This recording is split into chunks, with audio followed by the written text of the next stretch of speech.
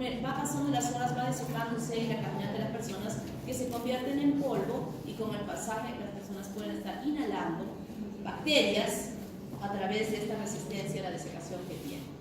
Como estructura antigénica, muy importante, que se obtiene de la estructura misma de la bacteria, de elementos como por ejemplo la tuberculina, que es un derivado proteínico purificado, obtenido de la proteína vieja, que así se llama, y que se utiliza para hacer pruebas de diagnóstico con la prueba de la tuberculina o la prueba de Mantoux. La solubilidad de estos polisacáridos es otro elemento importante de antigenicidad. La cera D, que son estos compuestos de lípidos complejos que tiene en su estructura. El factor de cuerda, la trealosa 6,6', que es muy importante porque permite la unión de los bacilos con otros bacilos y como que va formando filamentos. Quien la cepa que tiene este elemento se convierte en una cepa muy virulenta. Nosotros hacemos el estudio de la coloración de Steve-Nielsen y visualizamos al microscopio que las bacterias no están solitas, sino que están así unidas, juntas, 2 o 3, y estamos asumiendo que ese paciente está infectado con una cepa mucho más virulenta, porque el ponerse ya de 3 bacterias dificulta aún más la posibilidad de fagocitosis que pueda tener esa bacteria. Entonces ese es un factor bastante grave que puedan tener. Y el antígeno 60, que es una proteína que es producida por esta bacteria, elaborada por esta bacteria, y que nos sirve para hacer los diagnósticos en casos que son difíciles de diagnosticar y que obviamente si no tenemos un buen diagnóstico no vamos a poder tratar adecuadamente a ese paciente. Y que se utiliza no solo en las tuberculosis pulmonares, sino en otros cuadros de tuberculosis que llegan a producirse. Como determinantes de virulencia de las micobacterias, existen varios componentes, como yo había mencionado en la estructura de esta bacteria. La ciclasa de nido inhibe la degradación de los lisosomas por los macrófagos y mantiene la bacteria viable dentro de ellos. El arabino galactano produce una respuesta inútil de los anticuerpos conjuntamente con el hipoarabino manano, que tiene también este efecto además de otros. Y esto ya se conoce y se ha asumido porque en mis tiempos, de que era niña, el programa de vacunación contra la tuberculosis. ¿Qué estás riéndote hoy, Camaniencia? ¿Dónde dicho niña? ¿Ah? La vacunación se daba a los 5, a los 10 y a los 15 años y nos vacunaban en el colegio. La última vacuna de la 15 es café, es proteína el baño, que hay un lugar de repichados, pero ya sabiamente yo creo que lo hacían, porque después, en los años siguientes, se determinó que era inútil recibir esas vacunaciones. Sí. Yo ya sabía que iba a ser inútil, por eso no me escapé de esa tercera vacunación, que era horrible, muy dolorosa. Aquí en el hombro, ustedes me dicen el hombro a sus mamás, tienen unas huellas de una cicatriz redonda, es decir, ustedes también pueden tener, porque después a los niños solo se les vacuna al momento de nacer, en el nacimiento, una única dosis para evitar que se puedan desarrollar cuadros clínicos graves por tuberculosis. Entonces esa vacuna la reciben ustedes al hacer solo una, pero antes eran 5, y es que justamente los componentes que tiene esta bacteria no permiten que los anticuerpos formados realmente sean eficientes para evitar el desarrollo de esta infección. Suprime la actividad de las células T, inhibe la respuesta antigénica de los linfocitos sanguíneos periféricos, inhibe la presentación de antígeno, induce la producción del factor alfa de necrosis tumoral y en consecuencia va a participar también en el daño ocasionado por esta bacteria, inhibe la activación de los macrófagos mediada por el interferón gamma. Es decir, la presencia del hipoarabino manano, aparte de anular la respuesta de los anticuerpos que vamos a tomar, justamente va a facilitar el desarrollo tumor. Los ácidos micólicos hacen que la bacteria pueda ser considerada además como el ácido resistente en la coloración. Y los ácidos micósidos, recuérdenlo, es muy importante. A partir de evitar la migración de los leucocitos, estimula la formación de los granulomas. Lesión característica de la tuberculosis, el granuloma. Ustedes ya lo han estudiado en patología, con características muy propias al granuloma tuberculoso, con toda esa imagen que ahora han visto ustedes en sus prácticas de patología, como es este granuloma tuberculoso. Y que es muy útil, ojo, es muy útil para el diagnóstico. tuberculosis el reconocer esa lesión, porque hay casos donde no es evidente, no solamente hablamos de tuberculosis pulmonar, sino de otro tipo de cuadros clínicos, donde el hallazgo de esta lesión con esas características hace que nosotros demos el diagnóstico de tuberculosis. Entonces, los ácidos que están implicados en ellos, aparte de alterar la respuesta inmunológica que va a desencadenar un mayor daño en el paciente. Los sulfápidos potencian los efectos del factor de cordón, esto que estoy acabando de mencionar, de que permite la unión de los bacilos unos u otros como para formar un filamento que va a hacer que no sea fácil fagocitarlos y en consecuencia el cuadro se haga más grave. Además que evita la degradación de los lisosomas en los macrófagos que hayan podido fagocitar y de esta manera ocasiona la formación de cepas más virulentas. Las tubérculoproteínas interfieren en la respuesta inmunitaria y favorecen la invasión celular y producen la hipersensibilidad de tipo retrasado que ustedes han estudiado en inmunología y que está asociado al desarrollo de cuadros clínicos infecciosos crónicos. La CRD actúa como coadyuvante en el proceso de la infección y los fosfolípidos son importantes porque hacen peculiar el desarrollo de la necrosis en este tipo de infección, sobre todo dentro de los granulomas o las mismas lesiones.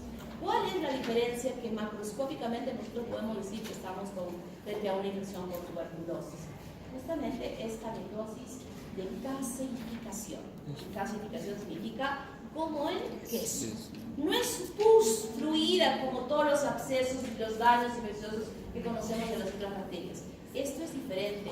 Esa lesión que podemos obtener o ese ganglio que hayamos sacado en una biopsia de un crecimiento ganglionar para hacer diagnóstico, cuando hacemos el corte de ese ganglio para hacer el estudio anatomopatológico, sale como que hubiéramos cortado un globito de queso, porque en la parte central no es pus lo que estamos viendo, sino es queso. Y quien hace esta necrosis de esa manera, como el queso, es justo la presencia de esos fosfolípidos. Muchas veces solo con ver macroscópicamente este tipo de necrosis, todavía podemos pensar que estamos frente a una tuberculosis. Lo más común de la infección por esta bacteria es a través de la inhalación. Inhalación de las gotitas de fluje que eliminan al medio ambiente las personas que uno de los signos que se tiene en la tuberculosis, que es la tos, eliminan al medio ambiente estos microorganismos suspendidos en estas gotitas de líquido y las personas que están en el entorno van a inhalar y van a permitir que ese aire con la presencia de estas bacterias llegue hasta el pulmón, donde empieza a desarrollarse la infección, finalmente traducida en un granuloma a nivel del pulmón. Pero hasta llegar allí va a suceder algunas situaciones importantes, como son la formación del foco de Gom y el complejo de Gom. Ese foco de Gom es la reacción aguda a la infección, donde es un elemento extraño que todavía no se ha multiplicado prolijamente, pero hay una reacción inflamatoria aguda alrededor de esa área donde se ha formado. Y como respuesta a esta inflamación aguda, se forma la infartación del ganglio a nivel del hilio, formando lo que se llama el complejo de Gom. Eso es al inicio, o sea, cuando recién se ha producido la infección, que muchas veces ni siquiera uno se da cuenta de que está sucediendo eso, porque no hay una manifestación de un cuadro clínico todavía. Y en la evolución de esta multiplicación de cada 18 horas, recién empieza el paciente a poder desarrollar ya las otras fases, formando lo que son estos granulomas, que evolucionan a ser mucho más grandes y les llamamos tuberculomas. Y el proyecto de esta lesión va acentuándose más, carcomiendo el tejido, a nivel pulmonar, por ejemplo, formando las cavernas, que seguramente ya les han explicado, y este cuadro es lo que vamos a hablar también en casos clínicos, que es muy importante que lo veamos, porque es frecuente que puedan ustedes ver. Pero esta bacteria no solamente es que desarrolla tuberculosis pulmonar, y en realidad la tuberculosis pulmonar es la más grave, epidemiológicamente la más importante, porque es la forma que más fácilmente puede contagiar a las personas. Pero la bacteria, a través de su inicio en este lugar, puede desarrollar a través de una bacteriemia, llegar a otros lugares de nuestro organismo, por ejemplo, a nivel de las meninges, desarrollando tuberculosis meningia, una meningitis tuberculosa, que tiene, ojo, valores diferentes en el estudio citoquímico y que ustedes tienen que buscar y tienen que saber cómo es el estudio citoquímico de la tuberculosis, porque en el examen yo se los voy a colocar, ya tengo varias, ya tenemos tuberculosis meningia, vamos a tener tuberculosis asociadas meningitis a otras bacterias que yo voy a colocar allí como respuesta. Es una pregunta que se los voy a poner. Ya tienen ahí un punto, les estoy avisando. Por favor. Puede ser ósea, osteomielitis tuberculosa. ¿En qué lugar de frecuencia de producción de osteomielitis está la tuberculosa? 4. 2. ¿Quién está en la primera? El aureus. ¿Y quién le sigue? La tuberculosis. O sea, primero aureus. En osteomielitis lo primero que tenemos que pensar es aureus y en segunda instancia tuberculosis. Osteomielitis tuberculosa. Geniturinaria. Tuberculosis geniturinaria que puede producir un sedimento muy característico. ¿Cómo se llama el sedimento? Bueno, no me acuerdo el nombre específico, pero características tiene el sedimento urinario de una tuberculosis renal. A ver, yo se los he explicado en la práctica. No, pues, yo recién me hice ahora. A ver, ¿cómo era? Miguel, ¿cómo era? Rayú. ¿Cuál es el sedimento de una tuberculosis renal? A ver. La tríada de qué? Colombia. Muy bien. ¿Cuál es la tríada de Colombia?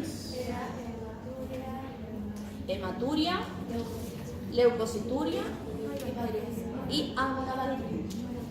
La tríada de Colombino.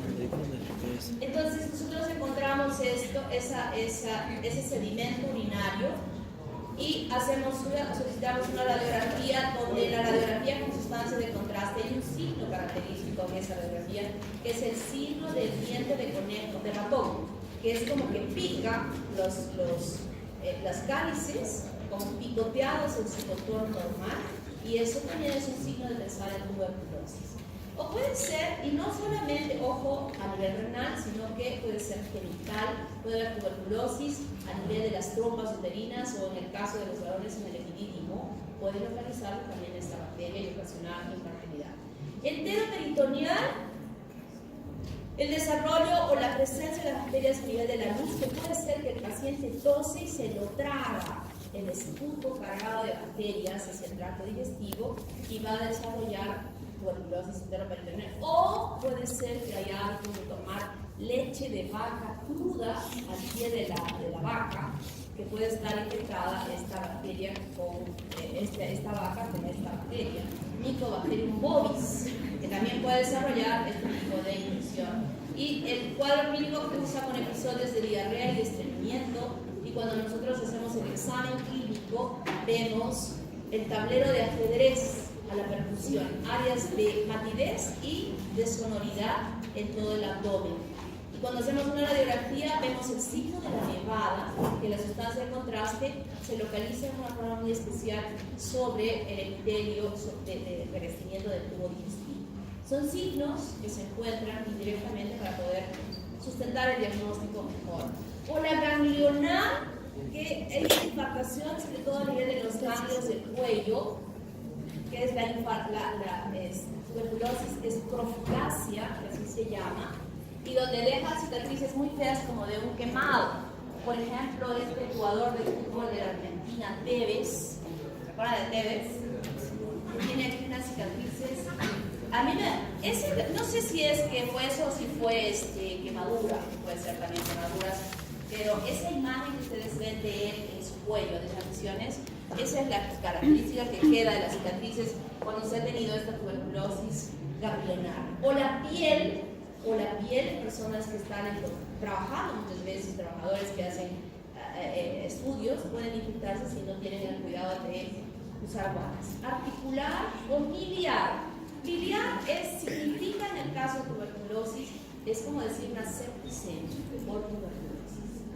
O sea que puede ir en cualquiera de estos órganos, no hay un lugar específico o no hay un que no va, glándulas suprarrenales. Puede haber tuberculosis a ese nivel. O sea, todos los lugares que uno se imagina podría desarrollar una tuberculosis a ese nivel. Y los diagnósticos de acuerdo a los criterios de Stiller y Toledo pueden ser clínicos, epidemiológicos, radiológicos, bacteriológicos e inmunológicos. En el aspecto clínico, vamos a ver, por ejemplo, la tuberculosis pulmonar, con todo este cuadro clínico que ustedes lo van a describir perfectamente bien en clase práctica, la próxima semana. Bien hecho el cuadro clínico, bien hecho en todos los grupos de práctica, donde el paciente va a perder peso, va a tener tos. Antes se decía, hace algunos años, ¿no? Decía, si la persona tiene tos por un mes, hasta no demostrar lo contrario, debemos pensar que sea tuberculosis. Un mes. Después, los programas de la tuberculosis fueron evolucionando y dijeron, aquella persona que tiene tos por más de 3 semanas, hasta no demostrar lo contrario, está con tuberculosis. Y ahora, ¿cuánto es? 15 días. Si una persona tiene tos más de 15 días, hasta no demostrar lo contrario, podemos estar pensando que esté con tuberculosis. Y eso ha permitido, como les voy a mostrar en algunos cuadros, que pueda más prontamente diagnosticarse de tuberculosis de las personas cuando recién están empezando el proceso y que el tratamiento va a ser mucho mejor. El paciente tiene sudoración, baja de peso, tos, etcétera, etcétera, etcétera, que van a describir perfectamente bien en su presentación. ¿No? Entonces va bajando de peso, está inapetente, claro, ahora está clara que era tuberculoso, ahora pensamos que tiene SIDA, ¿no? Y la asociación de SIDA y tuberculosis en nuestro medio es grande, muy grande, porque casi ustedes, ahorita ya, yo creo que ya están muchos de ustedes infectados con la tuberculosis. Estoy hablando de infectados, estoy hablando que tienen la enfermedad, ¿no? O sea, porque están yendo al hospital, ya están dentro de él, y una cosa es que estén infectados y otra cosa que desarrollen la enfermedad. Que desarrollen la enfermedad va a tener muchos factores para que pueda presentarse la enfermedad. Entonces, uno de los factores que es muy importante en las personas que ya están infectadas, porque en nuestro medio todos estamos infectados, la mayoría está infectada, si tiene además SIDA, ese sistema inmune deprimido va a hacer que se manifieste prontamente la tuberculosis, y ese es uno de los casos más asociados en nuestro medio. El diagnóstico clínico se da así. El diagnóstico radiológico es muy importante. Las lesiones que se observan no son como una neumonía cualquiera, sino son como puntitos, como estos puntitos que ustedes ven acá, que aparentemente pareciera que estuvieran afectados. El radiólogo conoce y sabe, tiene la curiosidad de poder, en estadios muy tempranos, poder determinar si ese paciente está o no está con tuberculosis. El bacteriológico nos permite observar a la bacteria a través de correlaciones especiales con toma de muestras importantes, de esa muestra que tiene indicaciones bien hechas.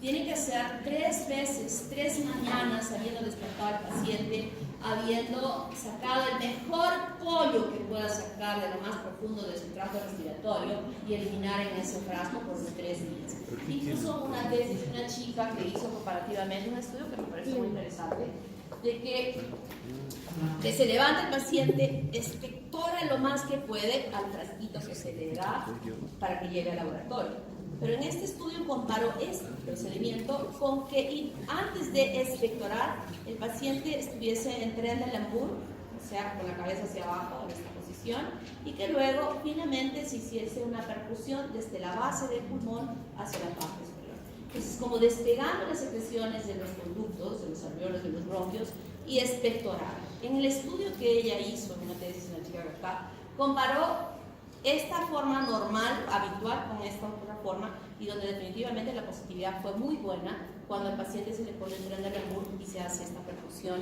para, digamos, despegar las secreciones que estén adheridas. Y luego nos viene a nosotros la muestra, la procesamos a través de la coloración de Sil Nielsen o de Kinju, la que nosotros usamos es la de Sil Nielsen. Este es el Alniyu, donde elimina todas las otras células. En cambio, la